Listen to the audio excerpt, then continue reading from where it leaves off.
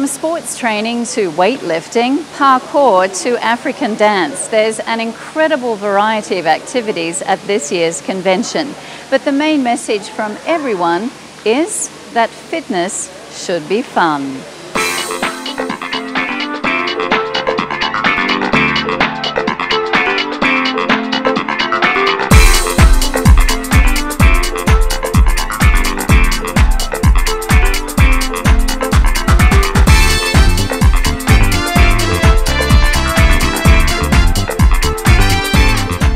Following on its growing success over the past 3 years, the Asia Fitness Convention was once again held in Thailand, but this year moved away from Bangkok to Pattaya.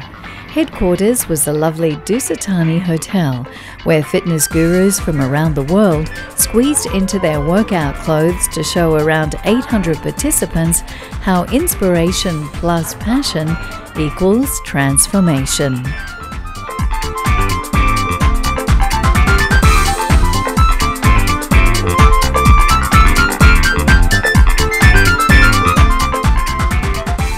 Canadian Peter Twist is one of the most successful trainers and performance coaches of all time. He trained many of the teams in the National Hockey League and has himself overcome cancer through fitness. Well, Peter Twist is one of the stars of the convention here, and fitness is not just about looking good and feeling good, it's about saving your life too, isn't it? Quite often it is for many people, yeah. And having the physicality and the mental strength to keep ramping up in life. You know, we like to say you need to be your best when your best is needed. And ultimately, whether it's a sport championship under fatigue or something like cancer or a challenge, you sink to the level of your training. So you definitely want to give yourself a head start and have a bit of a buffer to sink down to, as well as sort of the mental strength that you're used to. Challenging yourself, because everyone's going to need to draw upon that at some time. Now, I heard that you had an illness once too, and that fitness sort of helped pull you out of that. I had a little wrinkle to iron out, yeah. I was surprised with stage 4 cancer in my head and my neck and through my lymph system. It was caught at the last minute, let's say. So my back was against the wall, but yeah, certainly my fitness and my strength, you know, you use that to attack and battle, and you also need a reservoir because your body's going to start to get destroyed. And if you're starting here and lowering versus starting here, that buffer. But a lot of it's a mindset. You know, how are you used to approaching each day, and can you find extra effort and so on? And I think we all need to be in training for that. So what would your message be to anyone who's here at this convention or is thinking about fitness? Well, from how you started out the interview, I would say right to that, you need to be your best when your best is needed. And so some of this is just training to have an engaged life. The message is this is not about exercise. We exercise to have a body that works so we can do what we love to do. And if we do what we're passionate about, we have that positive energy and attitude, and we can share that with those around us. That's the effect. But when we do have a few serious challenges in life, we need to be our best when our best is needed. And so I'm in training for my next goal that I want to achieve. I'm in training for my next challenge that I might not want to have, but have to face. And it's important to be ready. So that's the message, is to be ready. Great. Thanks a lot, Peter. You're welcome. Thank you. Dr. Suzanne Hosley is one of the key founders and organisers of this annual event, and has over 20 years of experience in education and training in Asia. For a lot of people, working out, fitness was a chore, or used to be thought of as a chore, and for a lot of people it's considered that way. But from what I see around here, it's actually a lot of fun. It's great fun. People who like working out, and for them this is enjoyment. They've got 3 full days of non-stop exercise from 7 a.m. till 7 p.m. and competitions and all kinds of things, and they're just loving it. By Sunday they'll be tired, but for now they're having a great time. Now there's an incredible diversity of fitness activities. Can you run through sort of what the extremes that you have here? Well, we start, I guess one extreme is sports conditioning, and that's very, very popular because the more and more personal trainers are kind of moving outside the gym and doing more sports-like activities, agility and balance and jumping over things. So the sports conditioning at one end, and we go all the way over to yoga, Pilates and Feldenkrais at the other end. And in between we've got personal training, standard group exercise, dance, all kinds of stuff. So there's something for any kind of fitness professional. I guess it doesn't really matter what people do as long as they consider getting out there and doing something, because it's not just about your fitness for your body. I hear that it also adds a lot to confidence for people. It does, and one of the things that we're bringing this year, that we have brought this year, is parkour, called free running, which is kind of jumping off. People think of it as jumping, leaping across buildings. It's much more than that. It involves climbing and rolling and just otherwise interacting with your environment. They're going to do a session out here tomorrow, which is spectacular. And it's rediscovering what you did as a child. When you're kids, you jump, you roll, you run, you do things. And as we get older, we just sit. And this is fantastic. So it's really moving. Any kind of movement is spectacular. Just walking is good.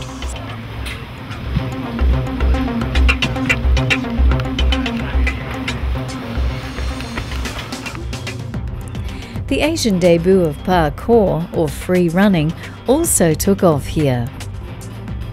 Stefan, this is the first time Parkour Generations has been to the AFC. What sort of reception have you had so far? Well, yes, it's the first time that parkour has been presented for the AFC this year, and so far it's a way for us to present parkour to the fitness people and fitness industry. The feedback are really, really good. People are really enthusiastic. There's a lot of good energy. It's quite new, so there's a lot of discovering. They're quite curious, a little bit afraid, but as soon as they start, they really enjoy it. It reminds me of what it was like when I was a kid, you know, tumbling, jumping, climbing over everything. Is that what you're trying to encourage people to think about, what they used to do when they were young?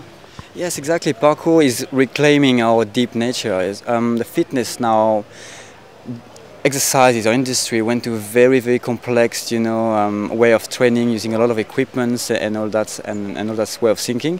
And parkour is just coming back to the roots, to the origin, using the body very naturally, play around with and interact with your environment in a different way.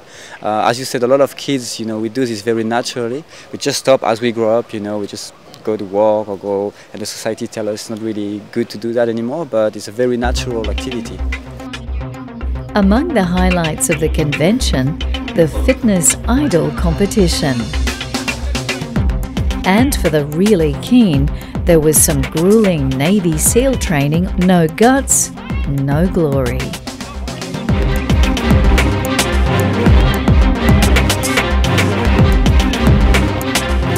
If you like to keep fit by moving to music, then how about some African dance?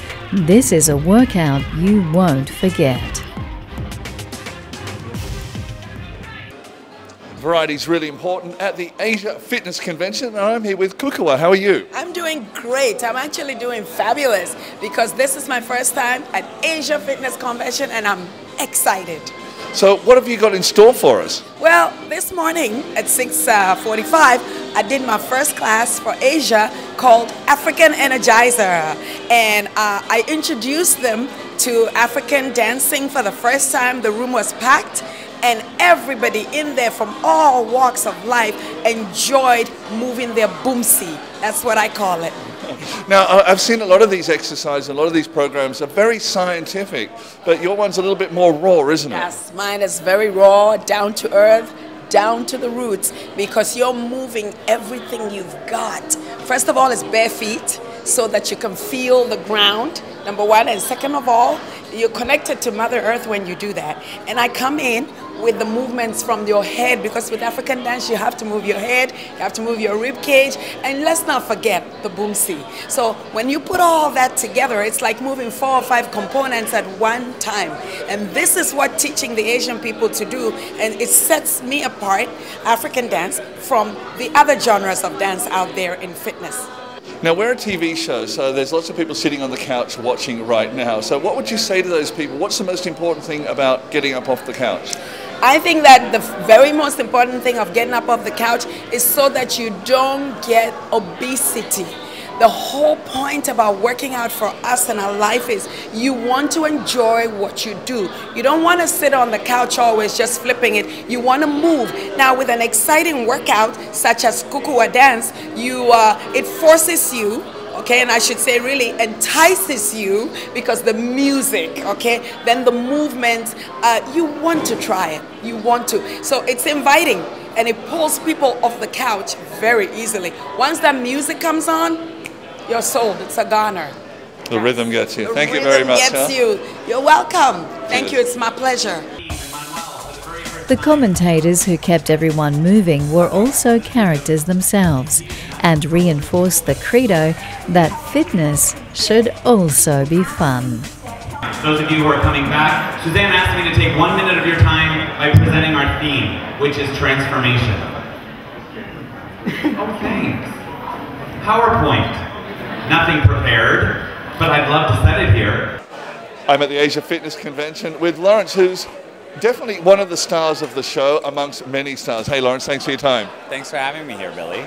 Now Lawrence, what went wrong? You were destined for a career in showbiz and you ended up in the fitness industry. How did that happen? Funny to say, I think it is a compliment, thank you, but in 1983 I was going to be a diplomat, so I was studying languages, and my father died of heart disease, my mom had open heart surgery, my only brother died of a heart attack at 38, and I decided to get my first physical and realized that I was not healthy and I inherited some congenital heart defects, and I started changing my life through movement and meals.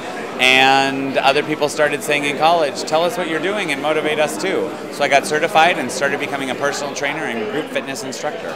Did you ever think it would enable you to travel the world and to teach people what you've learnt yourself? Well, Billy, having a language background helped me travel the world and speak some other Romance languages, but then I realized that the common language is smiling, right? Everyone smiles in the same language, but I didn't know it was going to take me around the world, and look what we're doing today, right? At AFC in Bangkok, the melting pot cultural center to put your finger on the pulse of fitness. Everybody comes right here to Pattaya this year and finding out the latest exercise trends from around the world to improve your life. Now, one thing I've noticed about the convention is everyone talks very much about giving things back. How important is that?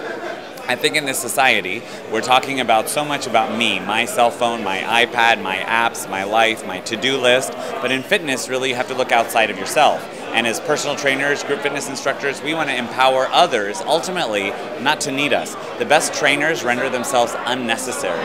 The best teachers make you a COL, a champion of living. It's not about what happens in that hour with me, it's how I make your life better for everything you have to do, Billy, for the next 23 hours in your life till you're back with me. So that's giving back, right? Making people responsible and accountable for their own lives. So it's time to get up and flex those muscles. You too can be the change you wish to see.